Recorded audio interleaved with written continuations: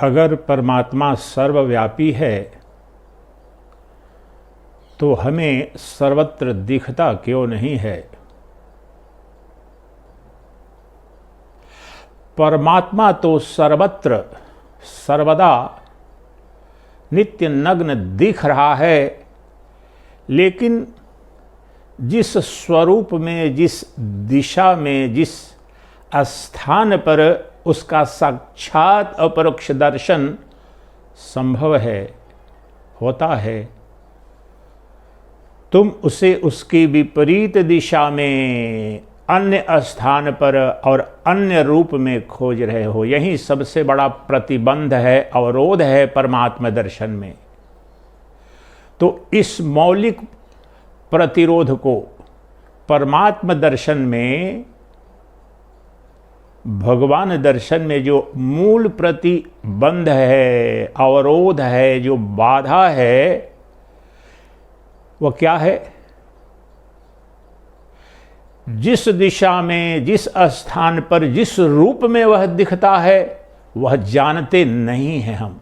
है वैसे सर्वव्यापी, सर्वाधार, सर्वाधिष्ठान, परंतु हमारी जो अज्ञानी जीव की स्थिति है, उस स्थिति में उसका साक्षात अपरोक्ष दर्शन पहले अज्ञान की अवस्था में सदा सर्वत्र नहीं हो सकता है।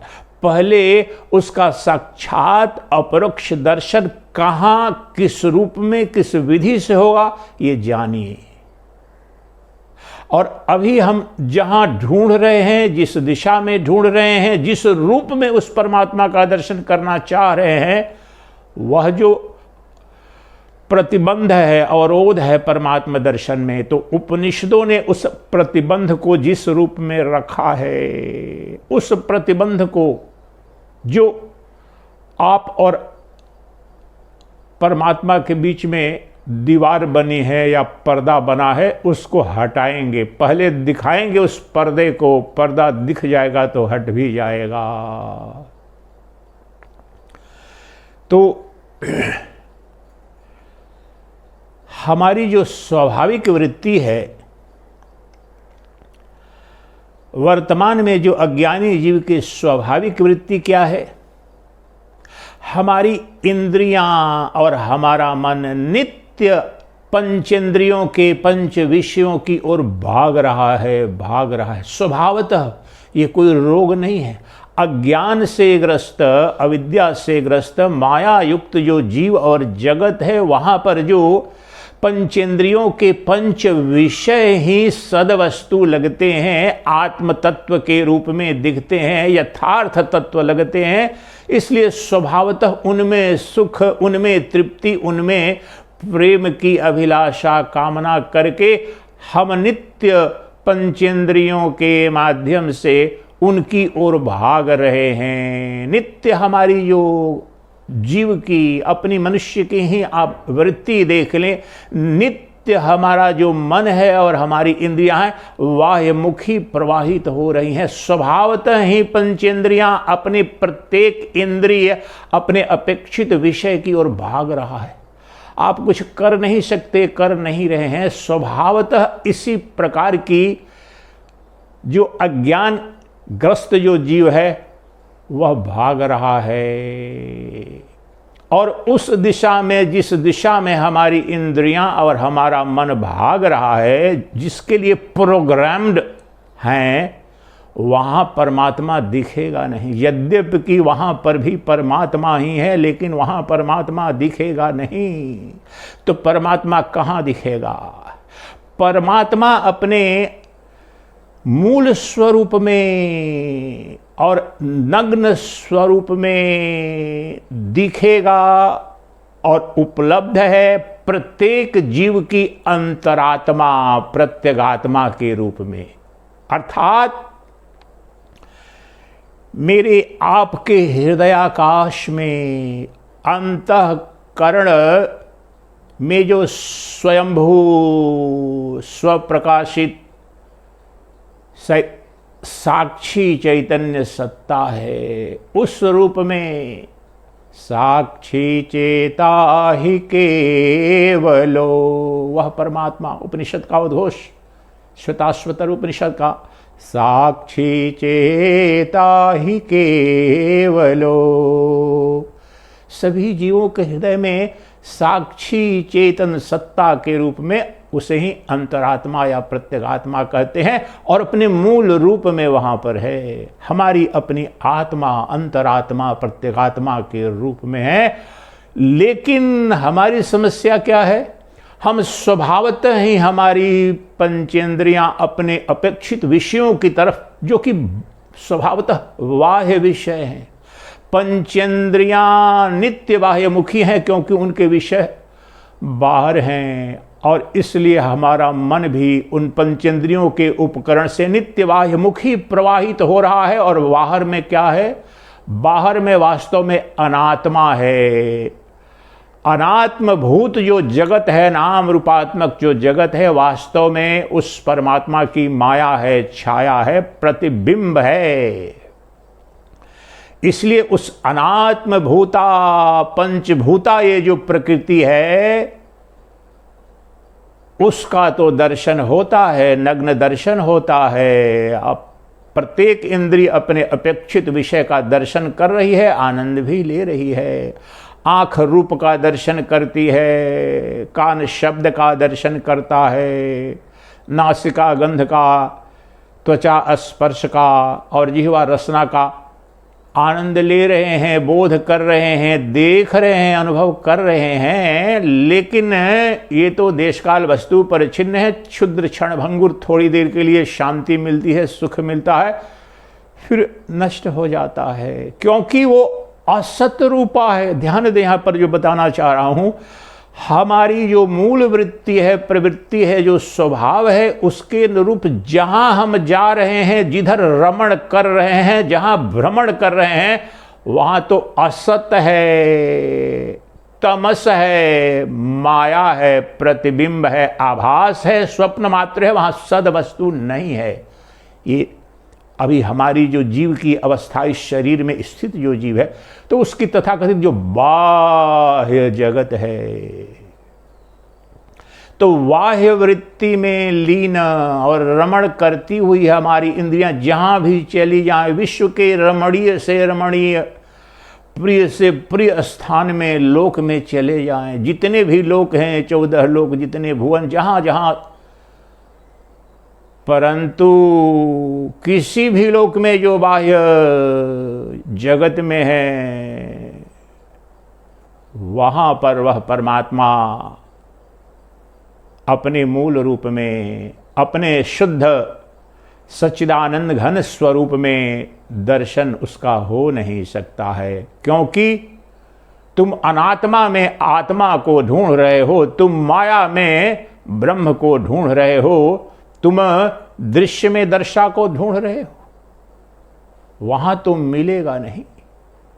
तो इस तत्व को निरूपित करते हुए ये जो सर्वाधिक मौलिक जो प्रतिबंध, तकनीकी शब्द है वेदांत दर्शन में, प्रतिबंध अर्थात अवरोध, बाधा, तो परमात्म दर्शन अर्थात अपनी आत्मा के साक्षात अपरोक्ष दर्शन में जो सबसे बड़ा अवरोध है, प्रतिबंध है, वह है हमारी पंचेंद्रियां और हमारे मन बुद्धि का भी नित्य बाह्यमुखी प्रवाहित होना।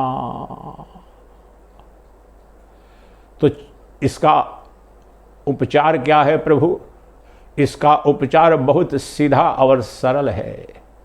ये बाह्य जगत जो असत रूप है, अनात्म भूता जो प्रकृति है, माया शक्ति है, उससे विपरीत ये पंचेंद्रियां जिस अधिष्ठान से निकल करके परांगमुख बाह्यमुखी हो रही हैं, उन्हें उनके केंद्र पर लाओ, और वह अगर अपनी दिशा को बदल करके अपने केंद्र पर वापस आ जाती हैं, तो वहां पर वह परमात्मा नित्य नग्न दिखता है, साक्षात परोक्ष अनुभूति होती है।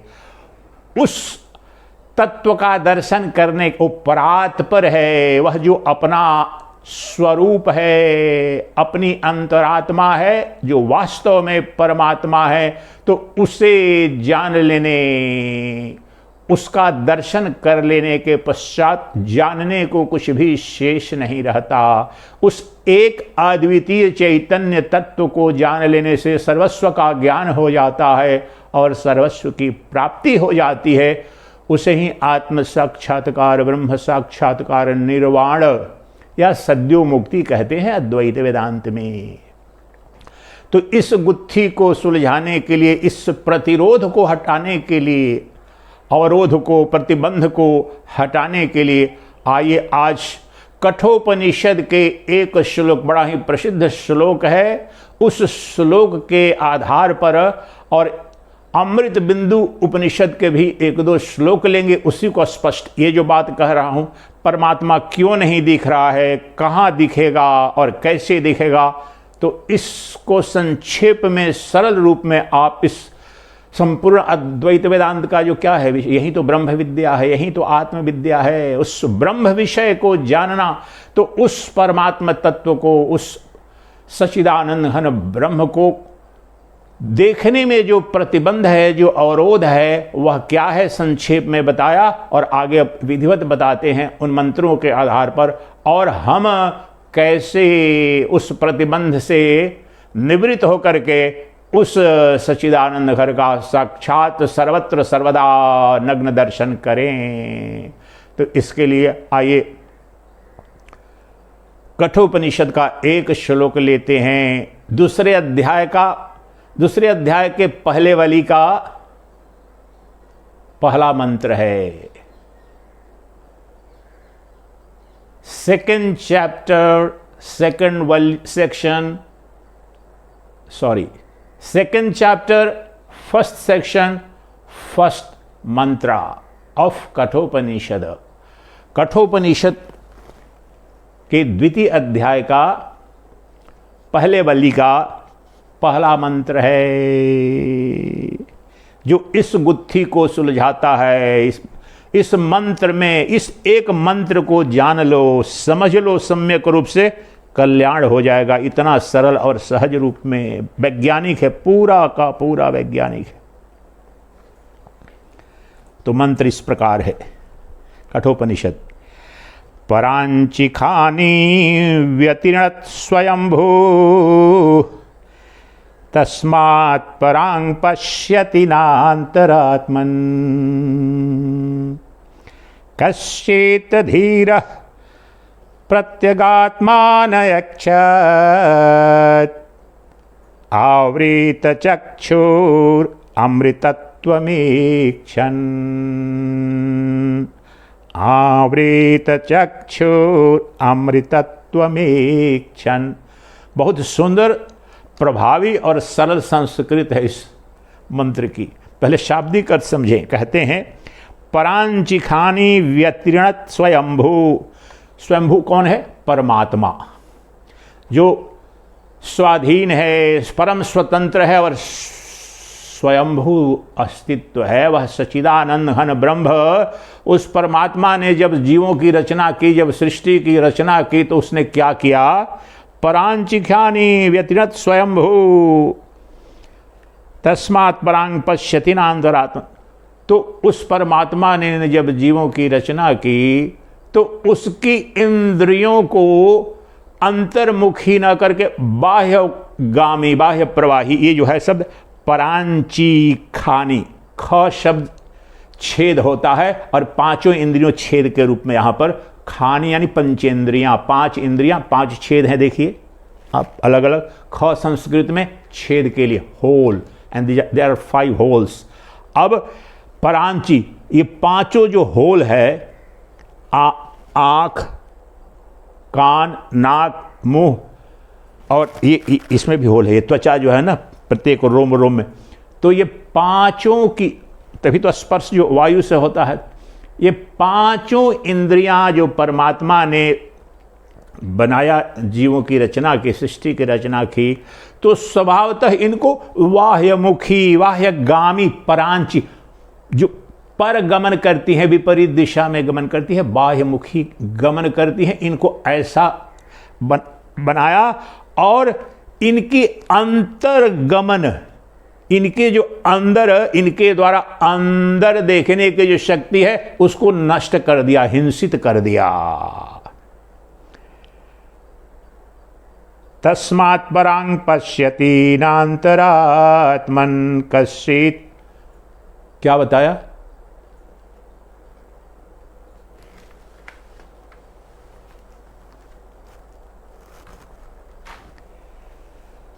परमात्मा ने जब जीवों की रचना की तो आप उम्मीद करेंगे जैसे ये बल्ब है तो बल्ब तो जल रहा है तो सर्वत्र दिखाएगा, सबको प्रकाशित करेगा। तो उस तरह से मेरी आंख बाहर ही क्यों देखती है, अंदर क्यों नहीं देखती, आप प्रश्न करेंगे ना।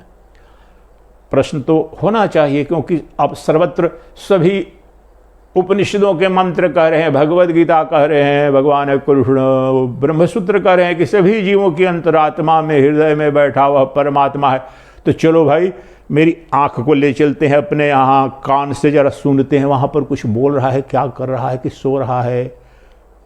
नासिका से जरा गंध लेते हैं और परमात्मा की दिव्य गंध तो मिले।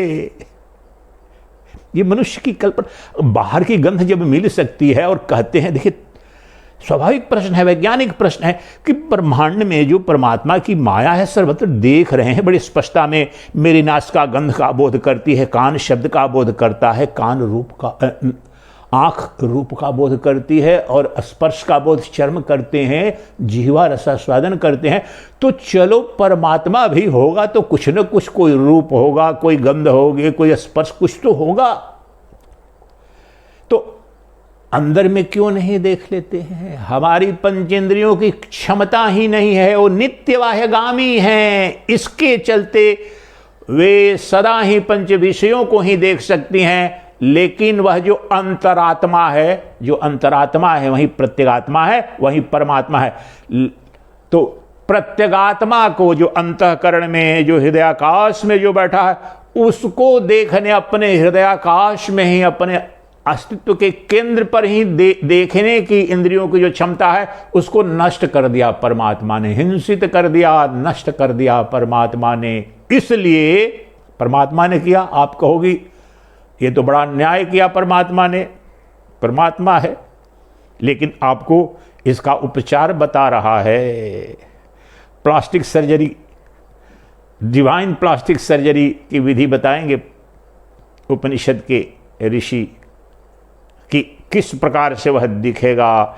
तो बाह्यमुखी हैं, स्वभावतः बाह्यमुखी हैं, इसलिए अंतरात्मा को यह जीव इस अवस्था में देख नहीं पाता है।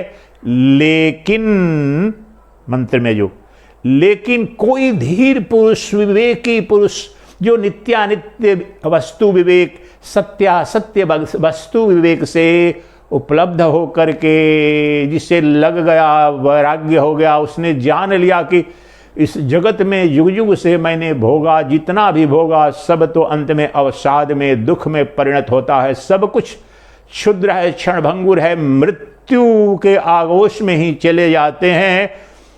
तो ये सब कुछ जो नाम रूपात्मक जगत है, यह तो अमंगलकारी है, ऐसा जब उसे लग गया है और जब विवेक हो गया, तो ऐसा कोई जो विवेकी पुरुष है, धीर पुरुष इसको कहते हैं मंत्र में, वह धीर पुरुष अपनी स्वभाव से जो बाह्यमुखी इंद्रियां हैं उनको अंतर्मुखी करके, उनकी स्वाभाविक गति को बिल्कुल विपरीत दिशा में करके, और वहां पर जो अंतरात्मा है, प्रत्यगात्मा है, अर्थात जो परमात्मा है, उसका साक्षात अपरोक्ष दर्शन करता है। कोई ध्यान, कोई ज्ञानी विवेकी धीर पुरुष ये जान लेता है, जबकि ये पंचेंद्रियों के पंच विषयों से दिखने वाला जगत तो असत रूप है, जड़ रूप है, अनात्म भूत है। और यह जान करके जब अपनी इंद्रियों की गति को, दिशा को विपरीत कर देता है और अपने केंद्र में, अपनी अंतरात्मा में, वहां पर अंतःकरण में आकर के उस प्रत्यगात्मन को देखता है तो क्या होता है और क्यों देखता है? तो वह अमरत्व को उपलब्ध हो जाता। अमरत्व क्यों देखता है? भाई मुझे क्या दिक्कत है, मुझे तो बहुत आनंद आ रहा है, दुनिया में घूम रहा हूं, जा रहा हूं, पंचेंद्रियों के पंच विषयों का भोग कर रहा हूं, सृष्टि में इतना सुंदर सृष्टि है। ये आम अज्ञानी जन की तो यही वृत्ति है, आनंद ले रहा है, आनंद ले रहा है, ये रूप, ये नाम, ये रस, ये गंध। तो इसको छोड़कर के अंदर क्यों जाता है? किस लिए जाता है? इसलिए जाता है कि उसे पता है कि ये पंचेंद्रियों के पंच विषयों में रमण करने वाले जो इंद्रियां हैं, जो वृत्ति है, जो जीव है, वो मृत्यु के आगोश में जा रहे हैं, अनंत काल से बार बार मृत्यु का आलिंगन कर रहे हैं। वो पंचेंद्रियों के पंच विषयों के रमण करने का तात्पर्य असत रूप है, ये मृत्यु स्वरूप है यह जगत, इसलिए मृत्यु को उपलब्ध हो जा रहा है। तो कोई कोई ज्ञानी पुरुष अमरत्व का आकांक्षी, अक्षत जो शब्द बोला, अमरत्व कामी, उस अमरत्व की कामना जिस आत्मा के संदर्भ में, उस परमात्मा के संदर्भ में जो एकमात्र स्वयंभू है, स्वाधीन है, परम स्वतंत्र है और शाश्वत सनातन अमर तत्व है, अमृत स्वरूप है, अर्थात परमानंद स्वरूप है और शाश्वत सनातन देश काल वस्तु अपरिच्छिन्न तत्व है, उसे जानने और उसे प्राप्त करने के निमित्त अपनी पंचेंद्रियों की जो स्वाभाविक वृत्ति बाह्यमुखी है उसे अंतर्मुखी कर लेता है और अमरत्व को प्राप्त हो जाता है, उस परम तत्व को जान लेता है और उस परम धन को प्राप्त कर लेता है, जिसे कहते हैं शब्दों में आत्म साक्षात्कार, ब्रह्म दर्शन, निर्वाण, सद्यो मुक्ति आदि आदि नामों से। लेकिन वहां पर उस स्थिति में जो भी उपलब्ध होता है, जो भी ज्ञान होता है, उसके पश्चात न कुछ जानने को शेष रहता, न कुछ प्राप्त करने को शेष रहता, न कुछ भोगने को शेष रहता, क्योंकि जिस वस्तु का, जिस तत्व का बोध होता है, परोक्ष बोध नहीं, साक्षात अपरोक्ष बोध अपनी अंतरात्मा के रूप में ही जो नित्य उपलब्ध है, उसका जो दर्शन होता है तो वह जीव कृत्य हो जाता है, धन्य हो जाता है, क्योंकि उससे अतिरिक्त कुछ है ही नहीं, उससे बाहर कुछ है ही नहीं, उससे परे न कुछ था न कुछ होगा। ये अभी सरल सहज रूप में थोड़ी व्याख्या करके इस संस्कृत के श्लोक का अर्थ आपको बताया मैंने कि हमारी अज्ञान की अवस्था, हमारे दुख की अवसाद की जो अवस्था है, हमारा जो बंधन है उसका स्वरूप क्या है और उस बंधन को तोड़ने का, उस बंधन से मुक्त होने का उपाय क्या है, सरल शब्दों में अभी बताया। अब इसको और स्पष्ट करते हैं, यहाँ पर इसकी विधि जानते हैं और विज्ञान जानते हैं। तो इससे अस्पष्ट हो गया, क्या स्पष्ट हुआ? अस्पष्ट ये हो गया, और ये उपनिषदों का उद्घोष है, वेदांत दर्शन का उद्घोष है कि बाह्यमुखी मन से कभी भी परमात्मा का, ब्रह्म का, परमेश्वर का साक्षात और परोक्ष दर्शन संभव नहीं है। इस पंक्ति को याद रखें। तुम्हारा बाह्यमुखी मन कभी भी, कहीं भी, कैसा भी लोक हो, ब्रह्मलोक हो, वैकुंठ लोक हो, गोल, ये सब तुम्हारे, ये सब काल्पनिक लोक हैं उस शुद्ध सच्चिदानंद घन ब्रह्म में। लेकिन वह जो परब्रह्म परमात्मा है कभी भी, किसी भी स्थिति में बाह्यमुखी मन अर्थात बाह्य गमन करने वाला मन अपने पंचेंद्रियों की बैसाखी या उपकरण के द्वारा नाम के, इंद्रियों के विषय रूप के रूप में, कान के विषय शब्द के रूप में, नासिका के विषय गंध के रूप में, त्वचा के विषय स्पर्श के रूप में, जिह्वा के विषय गंध के रूप में। ये पंचेंद्रियां तो ही 5, इसके अलावा कुछ देख सकती हैं क्या? और ये पांचों इंद्रियां केवल अपनी, ध्यान दीजिए यहां पर एक एक सूत्र के तो महीनों भाष्य होते हैं। अब कान केवल रूप देख ये आंख केवल रूप देख सकती है, श्रवण का काम नहीं कर सकती। कान केवल शब्द सुन सकता है, कान से देख नहीं सकते। तो इनकी भी सीमा है। एक छोटा सा बोध का टुकड़ा सा करने में सक्षम है, और वह भी बाह्य जगत के विषयों का। इसलिए, और जो अनात्म स्वरूप है, तो स्वभावतः जो मन बुद्धि है अर्थात अंतःकरण है, और अंतःकरण से मन बुद्धि से जो पंचेंद्रियों के उपकरण से जो पंच विषय रूपी जो नाम रूपात्मक जगत है, वह स्वभावतः अनात्म भूत है, माया भूत है। इसलिए माया अर्थात अनित्य, असत, प्रतीति मात्र, आभास मात्र, स्वप्न मात्र, जो नित्य वस्तु नहीं है, वह तो प्राप्त होता है, क्षण भर के लिए मिलती है प्रियतम, थोड़े दिन के लिए मिलता है प्रियतम, थोड़े दिन के लिए बनते हो राजा महाराजा, धनवान, सेठ, विद्वान, ज्ञान, फिर मृत्यु के काल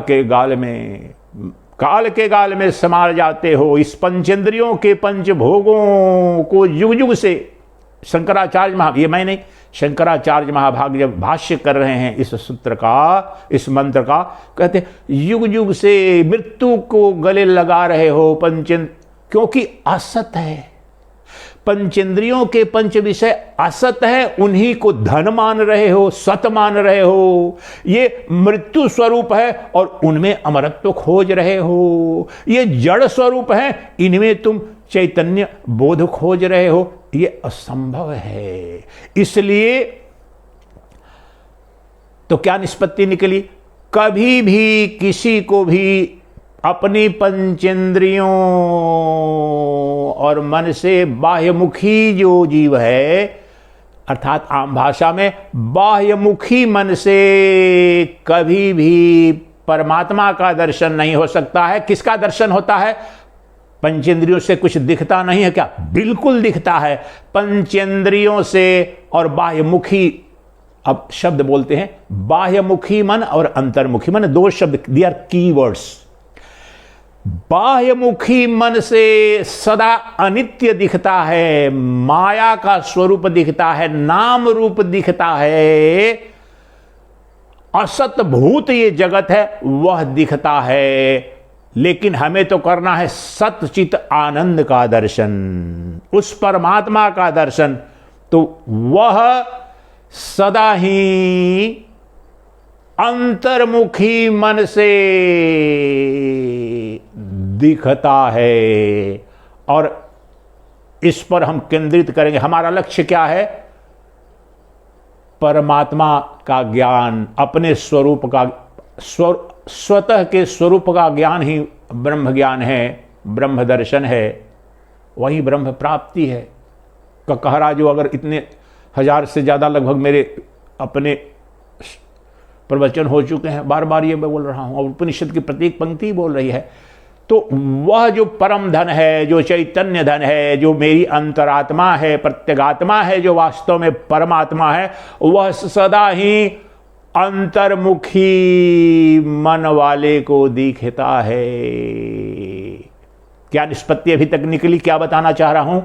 बाह्यमुखी मन से तो संसार दिखेगा, माया दिखेगी, बहुत ही अस्पष्टता से वह असत और अनात्मभूत जगत दिखेगा। लेकिन अंतर्मुखी मन से बिल्कुल अस्पष्ट अर्थात साक्षात अपरोक्ष रूप से प्रत्यगात्मा स्वरूप, अंतरात्मा स्वरूप परमात्मा का दर्शन होता है। सिद्धांत यह है। इसको और शब्द और थोड़ा सा बदल करके कह रहा हूं ताकि अस्पष्टता और आ जाए। अब मैं कहना चाह रहे हैं ऋषि कि वास्तव में बाह्य मुखी मन से परमात्मा का दर्शन हो नहीं सकता है। बाह्य मुखी मन सदा ही नित्य ही असत का दर्शन करता है और अंतर्मुखी मन से जगत का दर्शन हो नहीं सकता है। अंतर्मुखी मन से सदा परमात्मा का ही दर्शन होता है। ये सिद्धांत है और आपके लिए इससे बड़ी खुशखबरी क्या हो सकती है। करना क्या है? आप कहोगे अच्छा महाराज, मैंने तो अपने पंचेंद्रियों को, मन को, बुद्धि को बिल्कुल अंतर्मुखी कर लिया मैंने, लेकिन वहां पर भी कुछ मिला नहीं। ये असंभव है। वहां पर पंचेंद्रियों के पंच विषयों स्वरूप जो माया है, छाया है, असत है, वह तो नहीं मिलेगा, लेकिन जो मिलेगा वही परमात्मा है। परमात्मा के सिवाय अंतर्मुखी मन से कुछ नहीं दिखेगा।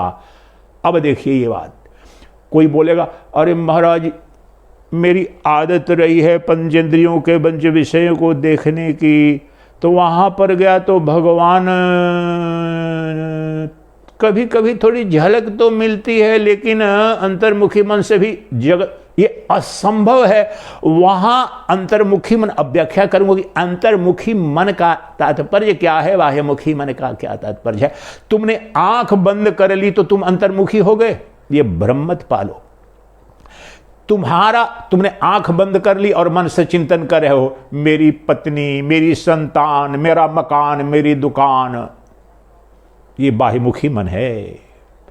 तुम पंचेंद्रियों का विषय, पंचेंद्रियों के पंच विषयों का चिंतन या तो स्थूल रूप में कर रहे हो और आंख बंद करके यहां पर चिंतन कर रहे हो भूत में, भविष्य में। भूत में तुमने जहां गए उन पंच विषयों का जो भोग किए उनका स्मरण कर रहे हो, या भविष्य में कल्पना कर रहे हो, यह भी बाह्यमुखी गमन है। इसलिए प्रामाणिक अंतर्मुखी होना है। प्रामाणिकता से तुम जब अंतर्मुखी हो गए, तुम्हारा मन अंतर्मुखी हो गया।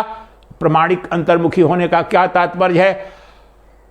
पंचेंद्रियों के विषय पंचेंद्रियों में विलीन हो गए, पंचेंद्रियां अंतःकरण में विलीन हो गई और ये मन बुद्धि विलीन हो गए अपने केंद्र, अपने अधिष्ठान, अपने स्रोत अंतरात्मा में, और वह अंतरात्मा परमात्मा में विलीन हो गई। ये हुआ, यही निर्विकल्प समाधि है, यही ज्ञान समाधि है, यही सहज समाधि है। आवश्यक नहीं है कि आंख बंद करके हो। जब उस तत्व को समझ लेंगे तो खुली आंख से भी अंतर्मुखी हुआ। ये रहस्य समझें आप। पंचेंद्रियों के पंच विषयों की तरह जो स्वाभाविक गति है, तो रोकने का कोई आपको उन सबको कहीं काटना मारना नहीं है, गहरे में जान लेना है। जब जान लोगे तो पता चल जाएगा कि हमारी पंचेंद्रियां जा रही है कहीं। जब जान लिया मैंने वहां कुछ है ही नहीं, वहां असत है, तो मेरा ध्यान, मेरी बुद्धि कहां पर जाएंगे? यहां पर। मेरा जो शुद्ध बोध स्वरूप, जो निर्गुण निराकार स्वरूप, जरा अहम वृत्ति मैं के रूप में जो चैतन्य स्वरूप है, जो अंतरात्मा है, प्रत्यगात्मा, इसमें विलीन कर दिया। And that is the state where when consciousness is conscious of consciousness alone, that is the supreme state। इस स्थिति की बात कर रहे हैं अंतर्मुखी मन का, जब शुद्ध चैतन्य के सिवाय अन्य किसी का चिंतन नहीं करता, जिसे कहते हैं संस्कृत में निज बोध रूप, the state of self awareness. That is the authentic and wholesome, fulsome, most effective introversion of the mind, whereby you are face to face with the God, the Lord, the Paramatman, and there is none other than that. Everything, the entire world of names and forms dissolves into that Paramatman, that is you. ये अंतर्मुखी मन की अवस्था है। यहां पर जो स्वाभाविक रूप से मेरी इंद्रियां नित्य बाहर विषयों का गमन करती थी, उन्हीं में मग्न रहती थी, और वो मरण धर्मा है, इसलिए मैं भी युग युग से जन्म मृत्यु के भवसागर में युग युग से तड़प रहा हूँ, भाग रहा हूँ। तृप्ति मिलती नहीं है, क्योंकि असत है। प्यास मेरी प्रामाणिक है, भूख मेरी प्रामाणिक है, लेकिन मुझे पानी और भोजन का वीडियो दिखाया जा रहा है। ये संपूर्ण जगत वीडियो मात्र है, फोटो मात्र है। जिस प्रेयसी की तुम्हें कामना है, जिस प्रेमी की तुम्हें अभिप्सा है, वह प्रेमी तो बाहर नहीं है, वह प्रेमी, वह प्रेमिका, वह प्रेमिका, जिसे बृहदारण्यकोपनिषद में परम प्रेमास्पद कहते हैं, वह परम प्रेमास्पद तो यहाँ पर तुम्हारी अंतरात्मा, तुम्हारे प्रत्यगात्मा के रूप में उपलब्ध है। तो अंतर्मुखी मन से जब अपने आप को जाकर के देखा, जो अभी की स्वाभाविक जो मेरी इंद्रियों की बीती युग युग से रही है, जो बाह्यमुखी है, प्रांची खानी मेरी इंद्रियां केवल स्वभाव से बाह्यमुखी ही थी, इसलिए लगभग असंभव कार्य है। शंकराचार्य महाभाग इसके भाष्य में बोलते हैं, कोई कोई ज्ञानी पुरुष, धीर पुरुष, विवेकी पुरुष जिस प्रकार से नदी की दिशा, पानी का प्रवाह नीचे की तरफ जा रहा है, तो विपरीत दिशा में कोई तैरने लगे, गमन करने लगे, मोड़ दे उस नदी की धारा ही। वहीं धीर वीर जो आत्मज्ञान आत्म साक्षात्कार कोई गुड्डे गुड्डियों का खेल नहीं है, मनोरंजन का खेल नहीं है।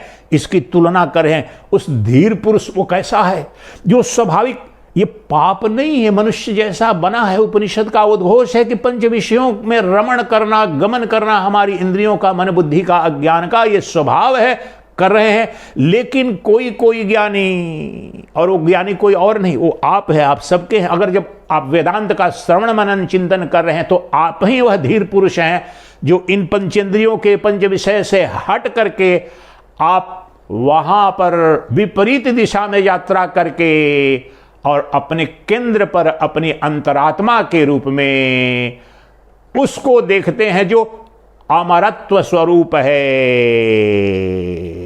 जो नित्य मुक्त है, जो परमात्म तत्व है, जो एकमात्र सद्वस्तु है, जो सच्चिदानंद घन है।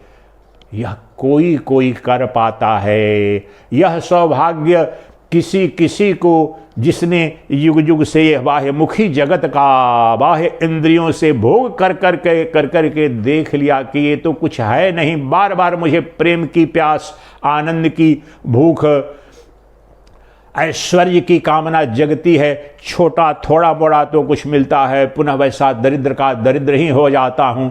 तब उस परम तृप्ति के निमित्त ये जान लिया कि यहां तो मुझे जो कुछ भी पंचेंद्रियों से भोग किया वो तो अनात्मा है, जड़ है, दुख स्वरूप है। फिर जब किसी श्रोत्रिय ब्रह्मनिष्ठ गुरु की शरणागति की श्रवण किया, चिंतन किया, मनन किया, शास्त्रों का अनुगमन किया, उस विधि से अपने मन को अंतर्मुखी बनाया, अपने जीवन को अंतर्मुखी बनाया, अपने क्रियाकलाप को, दिनचर्या को अंतर्मुखी बनाया। संन्यास किस लिए लिया है? वास्तव में इसका गहरा तत्व क्या है? दर्शन, यही गहरा दर्शन है। सब पंचेंद्रियों में रमण करने वाले जो जगत के विषय, उनको छोड़ करके अपने केंद्र में आकर के उस स्थान पर, उस स्थिति में, उस स्वरूप में साक्षात अपरोक्ष ब्रह्म का दर्शन करो। तो कोई कोई जिसने भी अपनी बाह्यमुखी मन इंद्रियों को मोड़ करके अंतर्मुखी कर दिया, उसको तो होना ही है। ये नहीं करें कि ऐसा प्रयास करते हैं उनमें से किसी, ये ध्यान दें आप शब्द, अधिकांश लोग बाह्यमुखी रह करके ही, बाह्य गमन करके ही, इंद्रियों के भोग करके ही आनंद ले रहे हैं, जुग जुग से तरस रहे हैं अज्ञान में। लेकिन जिसको यह विरक्ति हो गई, जिसने यह जान लिया, जिसके अंदर नित्यानित्य, नित्य और अनित्य क्या है, जिसने जान लिया कि पंचेंद्रियों के पंच विषय अनित्य है, असत है, जड़ रूप है, दुख रूप है, और फिर जो उसने इंद्रियों की गति को फेर दिया, उलट दिया और अपने केंद्र पर ला दिया, वहां पर अंतर्मुखी मन हो गया जिसका, तो उसे 100% और सदा सर्वत्र परमात्मा ही दिखता है। एक बार जब वह दिख जाएगा तब तो फिर खुली आंख से भी वही दिखेगा। तुम अधिष्ठान रूप से, मूल कारण रूप से उस तत्व को जान लोगे कि वह तुम्हारा जो तुम है, तुम्हारा जो मैं है, वह जो चैतन्य तत्व है, उसमें ये सब उपाधि है। ये जो पंचेंद्रियां, मन, बुद्धि और ये समस्त जगत उपाधि है, कल्पना है, स्वप्न है। मैं तो निरुपाधिक सच्चिदानंद घन ब्रह्म हूं। इसलिए संक्षेप में कहूं तो अंतर्मुखी से सदा सर्वत्र without any exception, without fail नित्य परमात्मा दिखता है। क्या निष्पत्ति निकली?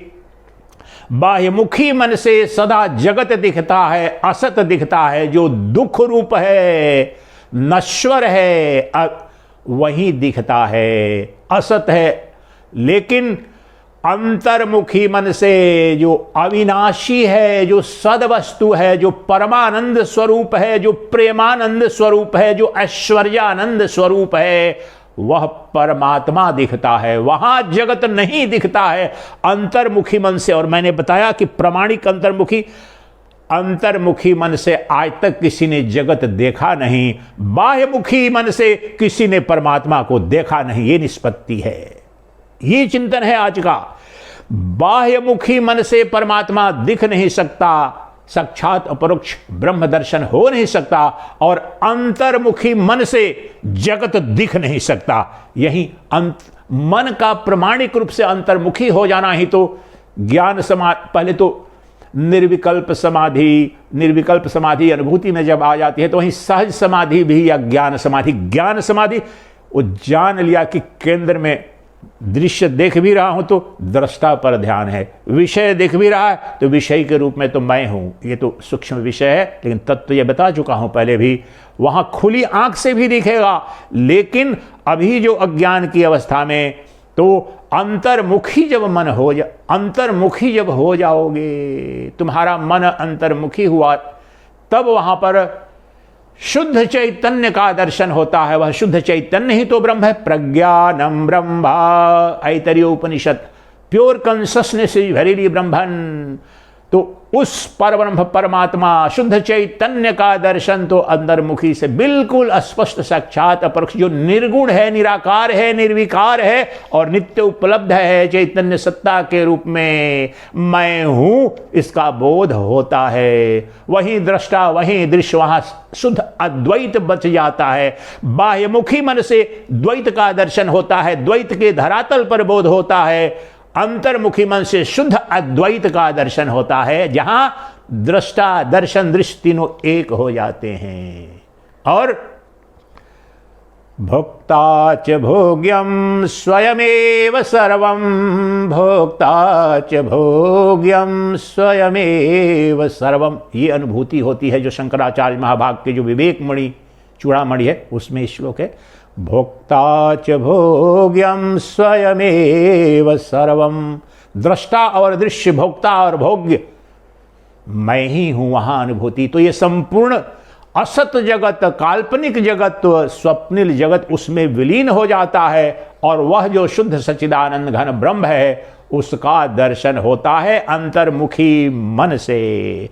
इस तत्व को और स्पष्टता से समझने के लिए थोड़ा मैं आपको अमृत बिंदु उपनिषद के बड़े प्रसिद्ध दोष एक श्लोक लेता हूं।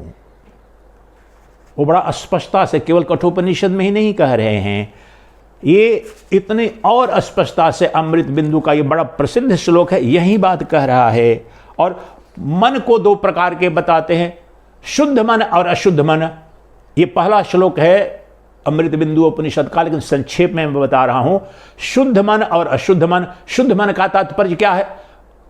जो अंतर्मुखी मन है वह पवित्र मन है, शुद्ध मन है, क्योंकि वहां शुद्ध चैतन्य का दर्शन दिखता है दृश्य के रूप में। और अशुद्ध मन जो विषयासक्त है, इंद्रियों के द्वारा विषयों का जो दर्शन होता है, वह अशुद्ध मन वहां होता है। वहां पर शुद्ध तत्व हो नहीं सकता है। वहां पर माया दिखती है, जगत दिखता है, वहीं सत लगता है। असत ही सत लगता है, अनात्मा ही आत्मा रूप में दिखती है, माया ही ब्रह्म के रूप में दिखती है। तो इन दोनों जो बाह्यमुखी मन है, अंतर्मुखी मन है, इन्हीं को शुद्ध मन अशुद्ध मन कहा गया। यही हमारे मोक्ष और बंधन के कारण है, अज्ञान और ज्ञान के कारण है। तो ये जो दूसरा श्लोक है इसका बड़ा स्पष्टता से कहते हैं। अमृत बिंदु उपनिषद का दूसरा श्लोक, मन एव मनुष्याणां कारणं बंध मोक्षयो बंधात विषयासक्तं मुक्तं निर्विषयं ये स्मृतः। ये दूसरा श्लोक है अमृत बिंदु उपनिषद का। ये क्या कह रहे हैं?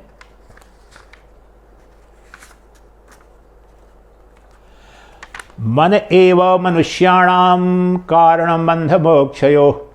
मन ही मनुष्य के बंधन का कारण है, बंधन अर्थात अज्ञान का कारण है, और मन ही मनुष्य के मुक्ति का, मोक्ष का अर्थात ज्ञान का, अर्थात आत्म साक्षात का मूल कारण है। कैसे?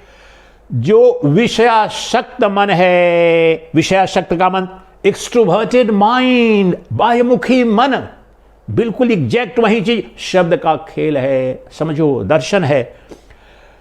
जो विषयासक्त है अर्थात जो विषयों में रमण कर रहा है मन, जो बाह्यमुखी मन है, वह बंधन युक्त है, अज्ञान युक्त है, और निर्विषय मन मुक्त मन है, मुक्ति प्रदान करता है, आत्मज्ञान प्रदान करता है, सीधा सरल। मन एव मनुष्याणां कारणं बंध मोक्षयो बंधात विषयासक्तं मुक्तं निर्विषयं ये स्मृतः।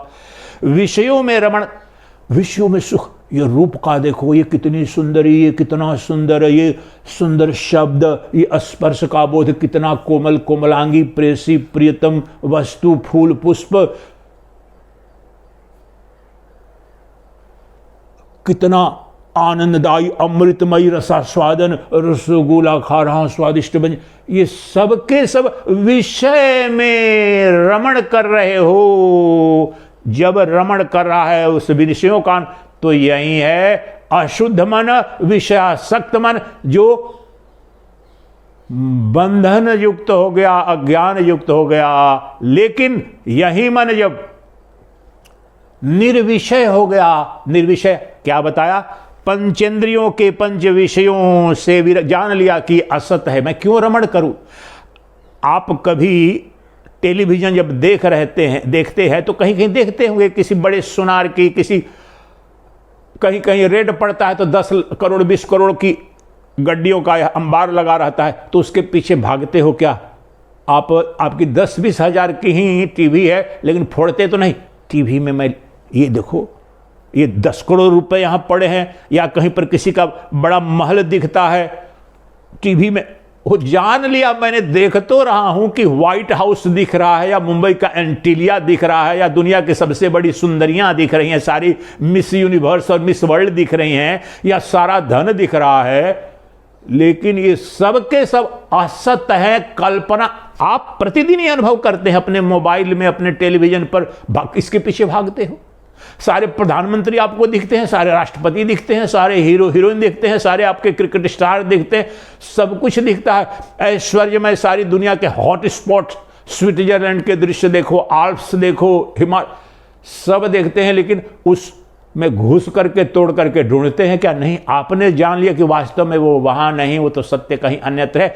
उसी प्रकार से जब पंचेंद्रियों के पंच विषयों को जान लिया कि ये तो माइक है, काल्पनिक है, स्वप्नवत है, आभास मात्र है, ये सद वस्तु नहीं है, और जब जान लिया कि इन सब के ये जो हमारी जो स्वाभाविक जो गति है इंद्रियों की बाह्यमुखी देखना, तो अपने केंद्र पर आ गया, अपने आप को देखने के लिए। जो अंतरात्मा प्रत्यगात्मा के रूप में जो परम पुरुष है, जो पूर्ण पुरुष है, जो नित्य तृप्त पुरुष है, जो मेरा अपना स्वरूप है, मेरी अंतरात्मा के रूप में, प्रत्यगात्मा के रूप में, वहां पर आकर के टिक गया, उसी को देख रहा है, उसी में रमण कर रहा है, उसी में विलीन हो गया। यही तो सहज समाधि, यही ज्ञान समाधि है, यही निर्विकल्प समाधि। पहले तो निर्विकल्प होती है, लेकिन बाद में जब घर आता है तो वो खुली आंख से भी रमण करते हुए भी फिर तो सर्वत्र दिखेगा। तो क्या घटना घटी? बाह्यमुखी मन से और बाह्यमुखी मन से युक्त जो जीव है वह सदा असत दिखेगा उसे, वह बंधन युक्त रहेगा, वह दुख युक्त रहेगा, वह मृत्यु धर्मा रहेगा। लेकिन जिस क्षण मन निर्विषय हुआ तो वह मुक्त हुआ। कैसे मुक्त हो गया? क्योंकि वास्तव में मन नाम की और ये पंचभूतों से रचित जो प्रपंच है, ये जगत न कभी था न है न होगा। सदा शाश्वत वह एक ब्रह्म ही था, वही है, वही रहेगा। पिछले प्रवचन में मैं जो ऋग्वेद का पुरुष सूक्त का श्लोक मैंने जो कहा है, एक पुरुष एव इदम सर्वम, वह परम पुरुष ही ये अनंत नाम रूपात्मक जगत के रूप में दिख रहा है। और वह परम पुरुष, वह चेतन पुरुष, वो कौन है? अभी यही हमारी अंतरात्मा के रूप में मैंने पा लिया। अब मैंने जान लिया कि मेरा तो स्वरूप वह परम पुरुष है, वह शुद्ध चैतन्य है। इसलिए मैं ही ब्रह्मांड के सभी पदार्थों, सभी भूतों, सभी नाम रूपात्मक जगत के रूप में भी मैं ही दिख रहा हूं। मूल रूप में तो मैं सच्चिदानंद घन ब्रह्म हूं। जब निर्विषय हो गया मैं, जब अंतर्मुखी मन हो गया, जगत बचा नहीं, केवल परमात्मा ही परमात्मा, मैं ही मैं बच गया, शुद्ध चैतन्य ही बच गया। अंग्रेजी में एक शब्द कहूं, nothing remains there but contentless consciousness. ये अंतिम स्थिति है, इसी को अंतर्मुखी मन बोलते हैं। ये वेदांत, ये योग की विधि नहीं है, ये समाधि लगा दी सब भी नहीं, यहां पर बड़ा गहरा अंतर है योग की विधि से और जो वेदांत की। यहां पर इसको कहेंगे, एक छोटा सा अंग्रेजी का शब्द बोल रहा हूं, इसको समझो। एक ही इस स्थिति में जो अंतर्मुखी मन में जो साक्षात परमात्मा का दर्शन होता है, तो मैंने एक दूसरा शब्द प्रयोग किया, consciousness is consciousness, consciousness is conscious of consciousness alone. उसी स्थिति को अब उससे भी सरल शब्द कर रहा हूं, कंटेंटलेस कॉन्शियसनेस। चैतन्य, शुद्ध चैतन्य ही मन बनता है। मन कोई स्वतंत्र सत्ता नहीं है, शुद्ध चैतन्य की सत्ता से, उसी के प्रकाश से ही, चैतन्य प्रकाश से वह प्रकाश, वह चेतन शक्ति उधार लेकर ये अंतःकरण लेता है, फिर इंद्रियां, मन बुद्धि, फिर अंतःकरण, ये पंचविषय सब प्रकाशित करते हैं। तो मैंने जान लिया, तो उस कंटेंटलेस कॉन्शियसनेस जिसे शुद्ध ब्रह्म, शुद्ध चैतन्य कहते हैं या प्रज्ञान तत्व कहते हैं, प्रज्ञानम ब्रह्म मीन्स कंटेंटलेस कॉन्शियसनेस, यही प्रामाणिक अंतर्मुखी मन मीन्स कंटेंटलेस कॉन्शियसनेस। कोई कंटेंट नहीं है। मैं, मेरी पत्नी, मेरा पति, मेरी संतान, मेरा देश, मेरा भगवान, मेरा गुरु, कुछ भी नहीं, ये तो कंटेंट फुल हो गया। लेकिन when I am conscious of I my self, I is, अब सेकेंड पर्सन बोलू, when your I is conscious of your I alone, that is the state of final introversion, अंतर्मुखतया, वही जो परम अंतर्मुखी होना है, जहां केवल परमात्मा ही दिखता है, वहां जगत दिख नहीं सकता है। कंटेंटलेस कॉन्शियसनेस, जो निर्विषय मन, हिंदी में उसको उसी को कह रहे हैं। कंटेंटलेस कॉन्शियसनेस का तात्पर्य हो गया निर्विषय मन। मन निर्विषय होते ही शुद्ध चैतन्य हो जाता है, ये रहस्य है यहां पर। निर्विषय होते ही जो जिसे मन कहते थे, जो जीव भाव है, जिसे चिदाभास कहते हैं, वह शिव हो जाता है, वह शुद्ध चैतन्य हो जाता है। निर्विषय होते ही मन नहीं रहता है, ब्रह्म हो जाता है, वह शिव हो जाता है। जीव शिव हो जाता है, नर नारायण होता है। मन को सत्य मान करके, मन के कुर्सी पर, मन के सिंहासन पर बैठ करके, अहंकार के सिंहासन पर मैं शरीर हूं, मेरे शरीर के संबंध है, ये सब बाह्यमुखी वृत्ति के कारण है। जब अपनी वृत्तियों को अंतर्मुखी कर दिया और वहां जाकर के देखा तो वहां पर तो शुद्ध चैतन्य है, वहीं दृष्टा भी, वहीं दृश्य भी, वहां त्रिपुटी मुक्त जो शुद्ध ज्ञान है, जिसे प्रज्ञान कहते हैं, उसी के लिए कहते हैं प्रज्ञानम ब्रह्मा।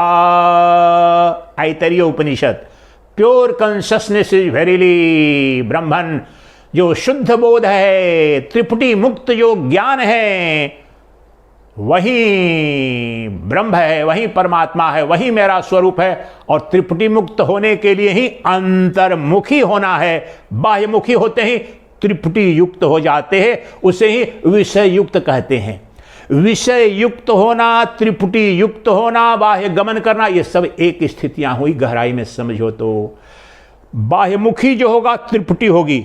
ये देखो बाह्यमुखी, मेरी आंख दृष्टा, हथेली दृश्य और दोनों के बीच में दर्शन, लेकिन और ये सभी इंद्रियों पर लागू कर दो।